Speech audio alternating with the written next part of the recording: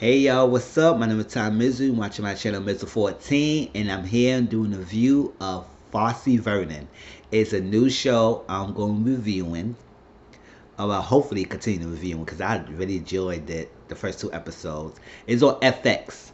FX. I'm doing episode 1 and 2, and I'm trying to see. I think it come on Tuesdays, every Tuesday on FX channel, and basically it's following a life of Bob Fosse, who is a well-known director back in the day, who done direct plays and shows of names that have been won a lot of Tonys and awards, such as Sweet Charity, um, Chicago, All That Jazz, and Cabaret.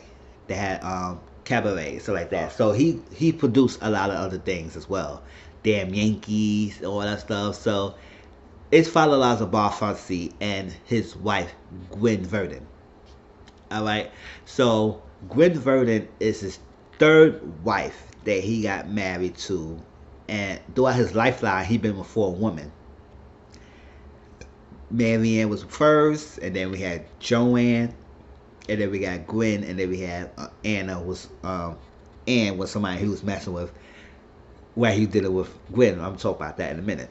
So this is gonna be a special review. It's gonna be the episode 1 and 2, and hopefully I can do a weekly review of it and do episode 3 instead of doing 2 episodes at a time. I'll do a weekly review. So let's see how that goes. So right now it's gonna be a special review. It just introducing my interest in the show, introduced the thing, and if y'all didn't see the show before, didn't see it yet, it's a season premiere that came on this past 2 weeks and Tuesday in a series, and it's his first season that come on FX again. FX does a lot of have a lot of good shows, and coming up on FX, American Horror Story is coming up soon, and then we get Pose is coming back in June. I can't wait because I did the first season reviews on my channel, so go back to my channel and watch that.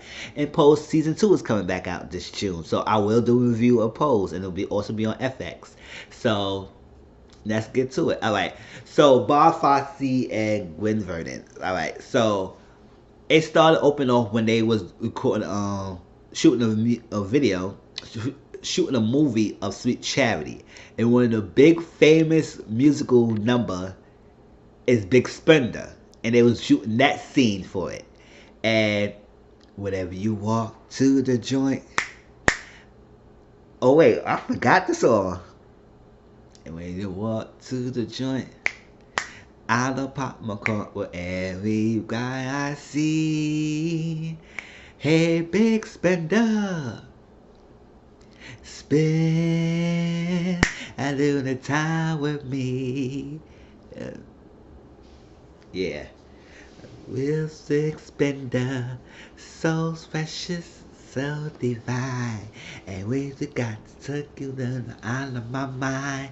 Whatever, words is words. Y'all know the song "Cheap Charity," right? Big Spender from the movie "Sweet Charity" for the play "Sweet Charity." It's really a Sweet Charity. I'm gonna go. I think in June they have a play, and I'm gonna go see it in somewhere in Harlem. The show "Sweet Charity." All right, so they was doing that, and that was a movie, and it comes to find out that the movie didn't do so well. I mean, they spent $20 million on the movie, and they only made $8 million in the box office. So it wasn't a big. They didn't make their profit back for the movie. So it was considered a flop, even though it wasn't too bad. But it was considered a horrible movie, a flop for them because they should have made their money back. Spend $20 million and they only get $8 million in box office. So it didn't do so well. But to this day, people are still doing renditions of Charity. People still doing the show, play. People are still doing it. So it's like when I went to college, they did the play Shoot Charity and Big Pippin and all that. So some of the other Bob Fosse's plays and movies and stuff like that. So this is a still ongoing type of thing, and it's well known. So even though it didn't make so good money at the time, it still shows that it's still a popular type of thing. And so when that girl said he wants to do something to redeem himself. He was all the bum. He was in the slums. He with Gwen, and they got a child together. And during the time, he's smoking, he's drinking. He can't get over the reviews. He keep reading the reviews and everything. And it's not that as like people, even though it didn't make good in the box office, but people were still praising the choreography of the show, which is his wife Gwen choreographed of the show, and they make a good duo. Like people say that, oh my gosh, you need to have Gwen in and stuff like that. The movie was all good, but Gwen, that choreography, she's a genius and stuff like stuff. And Bob Fosse grew up as a dancer. He do a lot of tap. Throughout the show, he shows flashbacks and being taught tap, doing a lot of tapping and everything. And he was thinking about that, and then throughout his thing, he was dancing, and then after a while, I guess he took an interest in directing. After he dealing with somebody he was with, help him do directing, start to that trend of directing plays and movies just like that. So he always had a dream big to be in the arts and entertainer and in the industry, and that's what he wanted to be, dude. So after that thing, I heard there's gonna be another opportunity called Cabaret that starred Eliza Minnelli. It's like that, and I don't think I never heard or saw that movie Cabaret. I seen his other ones. I saw Sue Charity or Play. I see Chicago. I want to probably see if I can find Cabaret or try to go to the library and see that old if they got a DVD of it and watch it and see how it is. And but that's the movie he wanted to go, and it seemed like that's the movie that now, as I read, gave him that edge in order to get his name well known, because he won a lot of awards from this movie Cabaret. So, so he wanted to get in this direct. He needs to make his mark. He needs to do this. So he said he didn't do so well. So he would redeem himself with this movie Cabaret. So he wanted to talk to one of his friends to get that director position, because they haven't directed yet. And he said that I need to be the one. I need to be the one. Went so far to went behind his friend's back and went to the person who was financing this thing or whatever, and got the job to be the director of it. And the guy, his friend, was not happy, but he said, "You deal with that, whatever." And he got that. He was doing that, but even then, Bob Fosse got the idea where he knows what he wants. He has a vision, and if it's not right, he's not gonna go along. And he's got a little rebellious streak towards him, because doing a shooting of Cabaret, he was one scene, and the guy said, "Oh, why y'all not taping? It's supposed to be taping." He said, "No, we're not doing no taping right now." He said, "What's the costume? We're not having a costume right now. I gotta make sure this number is right, and it's not gonna be right." And it was a set that it was like, "What's all these people here? This is all actors." He said, "That's what it is." He said, "No, it needs to be really a realistic type scene. This is the bar, club, all that stuff like that. It needs to be some prostitutes. It needs to be somebody in here. It should be the real people in the streets that figure who will come to this type of shows like that to be realistic. You can't have this. No, we're not having it." Through the midst of it, this is where he met this woman named Ann, or Anna. And I can tell you Bob Fosse's kind of reputation, what he be doing, and Anna, because during the time when he was doing this, all that stuff, people was like, "Oh, you gonna get Gwen to come in? You need Gwen." So they're Gwen at that, and Gwen trying to do her own thing, from under Bob, because even though she works and help her husband name, she wants to make a name for herself as well. So she wants to get to acting and do things her own and not be under her husband's shadow as much. But the duo, everybody knows, like Bob Fosse Verdon, they's a good duo, and if she's in it, it will make the thing pop with Bob Fosse. But Bob had to have an idea that he don't want to be under the shadow of Gwen either. He wants to make it his own, because when he was reading the review of the Figure newspaper, they did praise his wife choreography of the thing, and he wasn't liking it too much, because he was like, "Damn, I bopped, but everybody's all praising you, but not by me." So he has a sense of self-retirement that it had to be on him, and he needs to be shine. And anybody who get more shine than him, he feels kind of threatened by that. And that's how I think Bob Fosse go through different phases of his life. Go woman who will compliment him and enhances his dream, and that's why he been getting divorced, married, divorced, and being with somebody else while he's in married, because whoever that new woman is, give him such a purpose that it could elevate him. But yet he's doing what he needs to do, kind of being selfish. And that was more prevalent in episode 2 when they talk about his side story and all that stuff like that. So during the time with Cabaret, he was going to be better with the guy, and going off. The guy didn't fire him yet, but it's like he getting frustrated with Bob Fosse because like, listen, you not listen to me what I'm doing. Like, you not listen to anything I'm saying. You defying me. You going against my words. But just like that. This better be a good, because if you keep doing all this stuff, this better be really good. Or stuff like that. But Bob Fosse is determined. So during the time when he was doing it, he met this lady there, and they was talking and getting physical, all that stuff, and then all of a sudden he stopped in the street or whatever, because I guess he's been mesmerized by her, because he met her at a bar, because that's the time he was supposed to meet Liza Minnelli. I hope that was Liza Minnelli. Liza Minnelli, yeah. He was supposed to meet her at the thing, and then he saw her, and I think she was holding herself, and he corrected her whole posture and how to hold herself, and he was mesmerized, and he says and she had, I think she had a Russian dialect accents like that, and he needed her help to talk to the brothel, going to see some prostitutes and translate, and he got some of the, whoever he hires, whoever, and use her as a translator at the brothel prostitution ring and all stuff like that. And then when outside they was doing, and all of a sudden he just stopped and kissed her. I said, what the fuck you doing, Bob Fosse? What is he doing? Like, you supposed to be with Gwen. Why are you cheating on this woman? And I could tell you, during the back of the days, during that time, it's not uncommon for men, and even today, men do this a lot, to cheat and have women and wives, girlfriends at home with kids, and they still go out there and do them and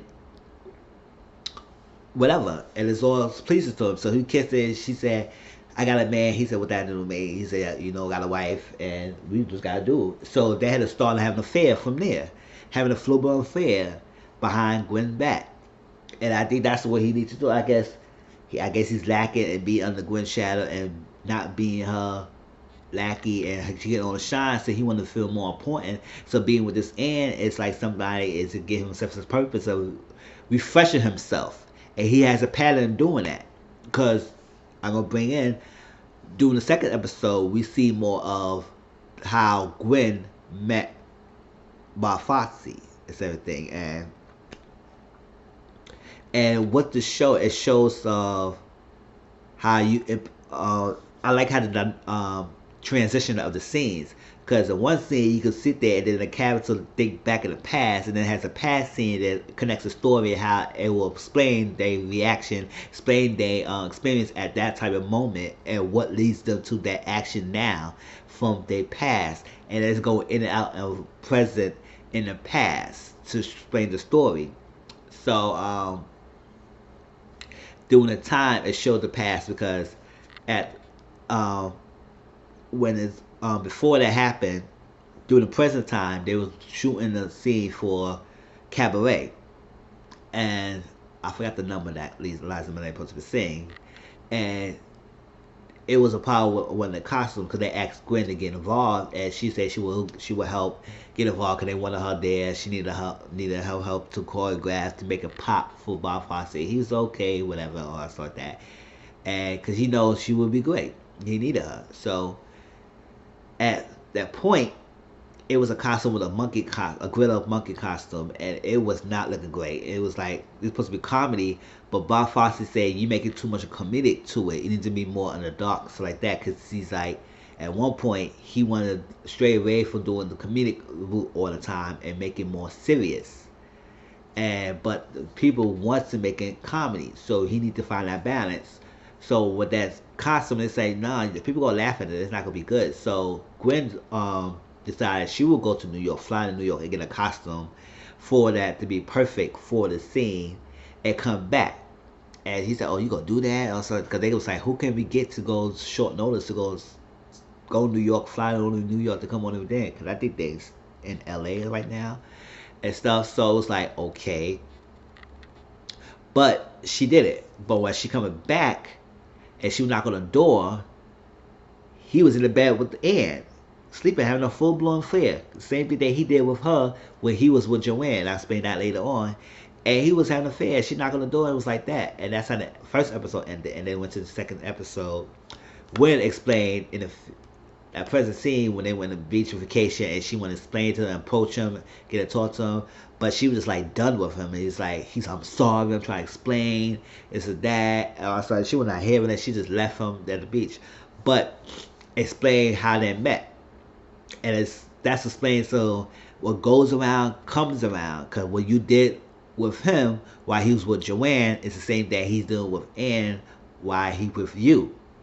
And how you get them is how you lose them, basically. And that's how it goes. And so through the time she was talking about getting a gig and everything, and the guy he was he said, "Oh, Bob Fosse, you know him?" He said, "Yeah, I know him. I look at him up. I look at his things. He did like so. She wanted to meet him. He said, "Oh, I got you a gig with him, and he wanted to meet with you." He said, "Oh, it's audition."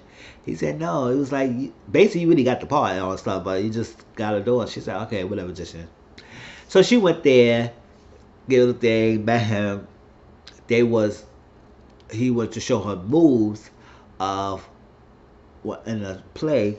Move on one of the things he was working on at the time, and the song was "Whatever Lola Wants." You know, whatever Lola wants, Lola gets. Blah blah blah with the rest of the words. It's so old, I really don't remember all the words. But the song was Lola, Whatever Lola Wants, and that was part of the I think Cabaret movie. No, it wasn't Citrus. I think it was Cabaret or that Jazz. One of those two things. It was. I think it was a Cabaret, and that was the point. That was one of the songs that it was dancing to, and basically after they was going back and forth, it's like she was showing them off and was throwing them out, and she really it's like, "Oh, you Joanne?" Husband say, "Yes, that."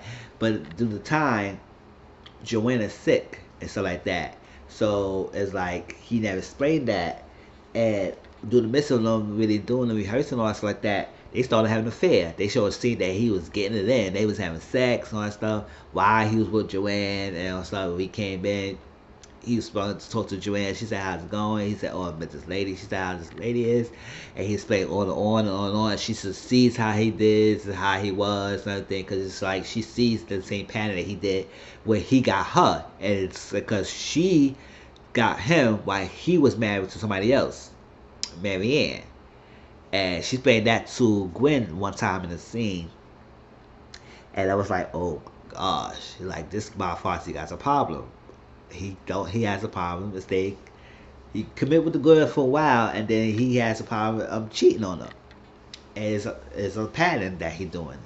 So while he's mesmerized with his lady Gwen, all that stuff, he's down with it with Joanne. So at one point he was like, the people was not happy with how he was running the stuff, especially Cabaret, because that day he was talking about how the war, and he listened to them, and he said, "Oh, you trying to place me? You trying to place a number on that stuff?" Because the number they had, they said they didn't like it. They didn't like how it ended or something.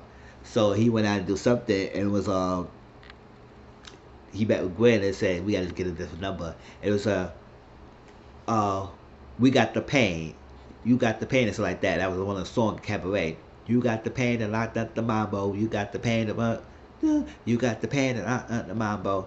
And it was a beat, but the message behind the song was about hurt and pain. But people said nobody gonna really care about that, because if you make it funny, you make a comedy, people go like they're different. They go look at you and laugh at you and stuff like that, and not worry about the words. So it was a point. They said, dun, dun, dun, dun, dun, I did. And it was a nice little piece of number, and I was like, "Oh." And it was Gwen was somebody. I think that was supposed to be him, but no, he was in the audience, so it was somebody else that was him. And while they was performing, he was staring at Gwen, and, and the wife was looking at him, was like, she knows. And the wife met Gwen, and she told her the story how she met Bob, and she was like, "Oh yeah, he was with them then, and I was a big coming star and everything." He lashed into me and make him dream big. It was served the purpose to be with him while he was with someone else. So the same thing as him, and she just Gwen was like, "Oh my god," and and she just couldn't do that. She said, "I could be with you if you leave her," and he didn't want to do that. So she just got up and left her stuff, and she got a man as well at the time. And I was like, "Oh." So that's how I look back and back forth, explain that past scene, and then now how she just got in the car and left him, and it's like, "Nuh-uh, I can't deal with this. You hurt me too many times," and that was that. And that's how much I gotta say about it. I'll say there was 2 episodes. I will go episode 3 and do a review on that when it comes next week and continue on because I really enjoyed it. I like the arts, the song, the dancing, the storyline behind it, and see more of his story and the grand saga and how everything going, how they coming together and putting these plays together, Cabaret, Chicago, all that started together, and started find a life for him and the journey. And I really enjoyed it. So if you want to see it, go to FX. I believe it come on Tuesdays, and watch it and see how y'all think about it. So please like, comment, subscribe to my channel if you're new to my channel, and I'll talk to y'all later. Peace.